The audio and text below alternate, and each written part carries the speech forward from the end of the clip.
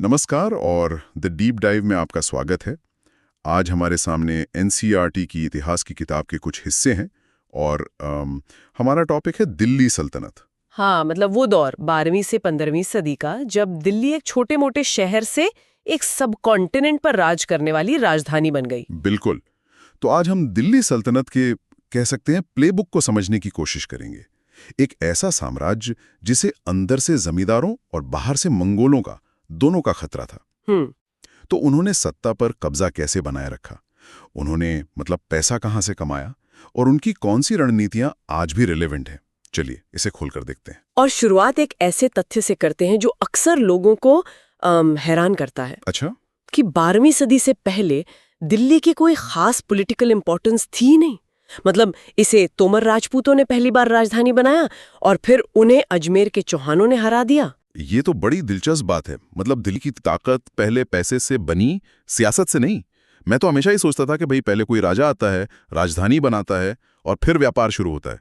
यहाँ तो कहानी उल्टी लग रही है। बिल्कुल, कहानी उल्टी ही थी। तोमर और चौहानों के दौर में दिल्ली एक बहुत बड़ा कमर्शियल हब बन चुका था। यहाँ कई अमीर जैन व्यापारी रहते थे। अच्छा। हाँ, उन्होंने शानदार मंदिर बनवाए। उस जमाने में यहाँ दहलीवाल नाम के सिक्के चलते थे जो काफी मशहूर थे।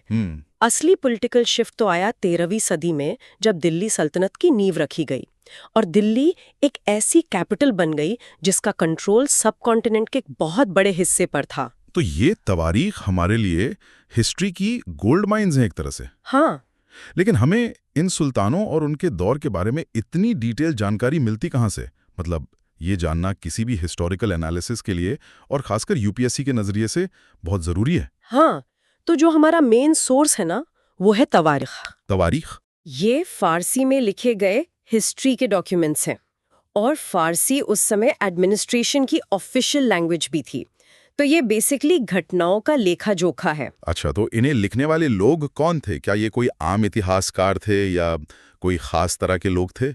और क्या हम उन पर आंख बंद करके भरोसा कर सकते हैं? नहीं नहीं, इन्हें लिखने वाले बड़े पढ़े लिखे लोग होते थे, जैसे सेक्रेटरी, एडमिनिस्ट्रेटर, कवि और दरबारी। और वे सिर्फ इवेंट्स रिकॉर्ड नहीं करते थे, वो सुल्तानों को गुड गवर्नेंस पर सलाह भी देते थे, जिसमें न्याय के साथ शासन करने पर बहुत जोर दिया जाता था। हाँ, इसी सिलसिले में स्रोत में न्याय का चक्र या सर्कल ऑफ जस्टिस का जिक्र है। सुनने में तो ये काफी फिलोसफिकल लगता है। इसका असल में मतलब क्या था? हाँ, और ये सुनने में जितना फिलोसफिकल है, असल में उतना ही प्रैक्टिकल था। आप इसे आज की इकोनॉमिक थ्योरी जैसा समझ सकते हैं। अच्छा। कि आप अपनी जनता को निचोड़कर एक मजबूत सेना नहीं बना सकते। 13वीं सदी में फख्रे मुदब्बिर ने लिखा था कि राजा बिना सैनिकों के नहीं रह सकता और सैनिक बिना सैलरी के नहीं। सही बात है। सैलरी आती है किसानों से मिले रेवेन्यू से, और किसान रेवेन्यू तभी देंगे जब वे खुशहाल होंगे, और वे खुशहाल तभी होंगे जब राजा ईमानदार और न्यायप्रिय हो। तो ये पावर और प्रॉस्पेरिटी का एक सीधा साधा लूप था। बिल्कुल। लेकिन इन तवारीख लिखने वालों की अपने लिमिटेशंस भी तो होंगी। मतलब मुझे नहीं लगता कि वे जो कुछ भी लिखते थे वो 100% ऑब्जेक्टिव होता होगा। बिल्कुल सही कहा आपने, और ये पॉइंट समझना क्रिटिकल है, खासकर एग्जाम के लिए। इन सोर्सेज को हमें एज इट इज नहीं लेना चाहिए। इनके पीछे लिखने वालों का अपना एजेंडा था। पहली बात, ये लेखक दिल्ली जैसे शहरों में रहते थे, गांव की जिंदगी से उनका कोई लेना देना नहीं था। अच्छा। दूसरी बात, वे अक्सर सुल्तानों से इनाम पाने की उम्मीद में लिखते थे, तो जाहिर है कि उनके काम में सुल्तान की तारीफें मिलेंगी। और सबसे जरूरी बात, वे जन्मसिद्ध अधिकार और जेंडर बेस सोशल ऑर्डर को बनाए रखने की सलाह देते थे, जो कि उनके एक आदर्श समाज की उनकी अपनी कल्पना थी। और इसी आदर्श समाज की धारणा को चैलेंज करने वाली कहानी है रजिया सुल्तान की। 1236 में सुल्तान इल्तुतमिश की बेटी रजिया सिंहासन पर बैठी।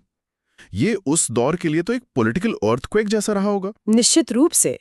उस जमाने के इतिहासकार मिन्हाज सिराज ने खुद ये माना कि रजिया अपने सभी भाइयों से ज्यादा काबिल और क्वालिफाइड थीं। तो फिर दिक्कत क्या थी? लेकिन एक औरत को अपना शासक मानने में उन्हें दिक्कत थी। सिर्फ उन्हें नहीं, दरबार के अमीर भी उसके इंडिपेंडेंटली राज करने से खुश नहीं थे। प्रॉब्लम उनकी एबिलिटी में नहीं, उनके जेंडर में थी। तो मतलब क्वालिफाइड होने के बावजूद सिर्फ एक औरत होने की वजह से उन्हें इतना विरोध झेलना पड़ा। हाँ, मिन्हाज ने तो साफ साफ लिखा कि रानी का शासन भगवान के बनाए सोशल ऑर्डर के खिलाफ है, जिसमें औरतों को मर्दों के अधीन माना जाता है। उसने तो यहाँ तक पूछा कि जब उसका नाम ईश्वर की रचना में पुरुषों के हिस्से में नहीं आता, तो उसे अपनी इतनी बेहतरीन खूबियों से क्या हासिल हुआ। क्या बात है। और इसी मानसिकता की वजह से 1240 में रज़िया को सिंहासन से हटा दिया गया। ये सच में सोचने पे मजबूर करता है। मतलब इतिहास में कितनी ही रज़िया रही होंगी जिनके पास काबिलियत तो थी लेकिन मौका नहीं मिला, सिर्फ इसलिए क्योंकि समाज तैयार नहीं था। क्या उस दौर में कहीं और भी महिला शासक थी? उन्होंने इस चैलेंज को कैसे हैंडल किया? ये बहुत अच्छा सवाल है और सबने अपनी अलग स्ट्रैटेजी अपनाई। रज़िया ने अपने सिक्कों और शिलालेखों पर खुद को सुल्तान इल्तुतमिश की बेटी घोषित किया। ठीक है। इसके ठीक उलट वारंगल की रानी रुद्रमा देवी ने अपने शिलालेखों पर अपना नाम बदलकर मर्दों जैसा रख लिया। अच्छा। मतलब उन्होंने एक मर्द होने का नाटक किया, ताकि समाज उन्हें स्वीकार कर ले। वहीं कश्मीर में एक और रानी थी, दिद्दा। उनका नाम दीदी यानी बड़ी बहन से आया है, जो दिखाता है कि उनकी प्रजा उन्हें कितना प्यार और सम्मान देती थी। रज़िया सुल्तान की कहानी हमें दिखाती है कि सिंहासन पर कौन बैठेगा, इस पर कितना संघर्ष था। लेकिन सिर्फ बादशाहती काफी नहीं होती, इतना बड़ा साम्राज्य चलाने के लिए एक मशीन की जरूरत होती है। तो चलिए इस सल्तनत की एडमिनिस्ट्रेटिव मशीन को समझते हैं कि वो असल में चलती कैसे थी। आपने बिल्कुल सही पॉइंट पकड़ा।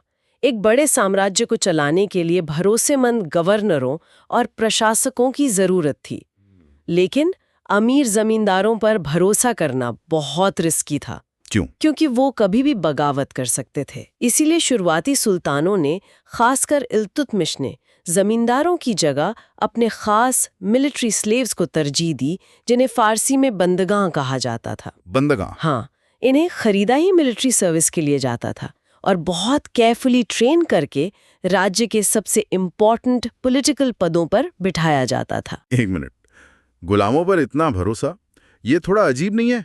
आप पूरी सल्तनत की चाबियां उन लोगों के हाथ में दे रहे हैं जो टेक्निकली आपकी प्रॉपर्टी हैं। अगर वो सब मिलकर आपके खिलाफ हो जाते तो?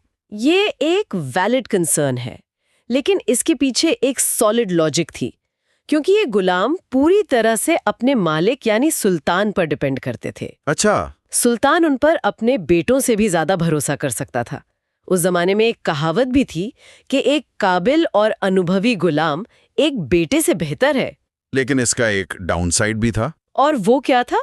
ये बंदगां अपने मालिक और पेट्रन के प्रति तो वफादार थे, लेकिन उनके वारिसों के प्रति नहीं। ओह। इसका नतीजा ये होता था कि जब भी कोई नया सुल्तान गद्दी पर बैठता तो पुराने और नए अमीरों के बीच पावर स्ट्रगल शुरू हो जाता था। इससे पॉलिटिकल इंस्टेबिलिटी का खतरा हमेशा बना रहता था। अच्छा, ये तो हुई ऊंचे बधू की बात, लेकिन रेवेन्यू और मिलिट्री सिस्टम कैसे काम करता था? यहाँ इक्ता सिस्टम का जिक्र है, जो एडमिनिस्ट्रेटिव स्ट्रक्चर को समझने के लिए बहुत जरूरी लगता है। हाँ, इक्ता सिस्टम सल्तनत की एडमिनिस्ट्रेटिव और मिलिट्री बैकबोन थी। इसे ऐसे समझिए कि ये आज के जमाने की रीजनल मैनेजमेंट जैसा था। मतलब? सुल्तान सीईओ है और मुक्ति या इक्तादार उनके रीजनल मैनेजर। उन्हें एक इलाका यानी इक्ता दिया जाता था, जहां से उन्हें रेवेन्यू कलेक्ट करना है, अपनी आर्मी को सैलरी देनी है और बाकी पैसा हेड ऑफिस मतलब सुल्तान के खजाने में भेजना है। तो क्या ये मुक्ति उस जमीन के मालिक बन जाते थे? नहीं, बिल्कुल नहीं। यही तो इस सिस्टम की खासियत थी। उनका काम सिर्फ रेवेन्यू कलेक्शन और मिलिट्री एडमिनिस्ट्रेशन था। और इन मैनेजर्स को ज्यादा पावरफुल होने से रोकने के लिए सुल्तान हर कुछ साल में उनका ट्रांसफर कर देते थे। अलाउद्दीन खिलजी और मोहम्मद तुगलक के दौर में तो ये नियम और भी सख्त कर दिए गए थे। और इस बात पर कंट्रोल कैसे रखा जाता था कि वे कितना रेवेन्यू वसूल रहे हैं? कहीं वे अपनी जेबें तो नहीं भर रहे थे? इसके लिए भी एक सिस्टम था। राज्य की तरफ से अकाउंटेंट्स नियुक्त किए जाते थे, जो मुक्ति द्वारा कलेक्ट किए गए रेवेन्यू का हिसाब रखते थे। अच्छा, एक तरह का ऑडिट। हाँ, कह सकते हैं। इस बात का भी ध्यान रखा जाता था कि मुक्ति सिर्फ राज्य द्वारा तय किए गए टैक्स ही वसूलें और प्रिस्क्राइब्ड नंबर ऑफ सोल्जर्स ही रखें। ये एक तरह का चेक्स एंड बैलेंसेस का सिस्टम था। किसी भी एडमिनिस्ट्रेशन के लिए पैसा सबसे जरूरी है, तो सल्तनत की टैक्स पॉलिसी क्या थी? किसानों पर इसका क्या असर पड़ता होगा? अलाउद्दीन खिलजी के दौर में लैंड रेवेन्यू का असेसमेंट और कलेक्शन सीधा स्टेट के कंट्रोल में आ गया। मतलब लोकल चीफ्स का रोल खत्म? बिल्कुल। स्थानीय सरदारों के टैक्स लगाने के अधिकार छीन लिए गए और उन्हें भी टैक्स देने पर मजबूर किया गया। 3 तरह के टैक्स थे। पहला खेती पर, जिसे खराज कहते थे, और ये किसान की पैदावार का लगभग 50% होता था। 50%? ये तो बहुत ज्यादा है। हाँ, ये एक बहुत भारी टैक्स था। दूसरा टैक्स मवेशियों पर था और तीसरा घरों पर। ये दिखाता है कि सल्तनत अपनी इनकम को मैक्सिमाइज करने की कोशिश कर रही थी। जिसका एक बड़ा कारण एक विशाल सेना को मेंटेन करना रहा होगा। बिल्कुल। तो क्या इन टैक्सेस और एडमिनिस्ट्रेटिव कंट्रोल का मतलब ये था कि सुल्तानों का पूरे सब कॉन्टिनेंट पर एक जैसा कंट्रोल था? नहीं, ऐसा बिल्कुल नहीं था। ये याद रखना बहुत जरूरी है कि सल्तनत का कंट्रोल हर जगह यूनिफॉर्म नहीं था। दिल्ली से बंगाल जैसे दूर के प्रांतों को कंट्रोल करना लगभग नामुमकिन था।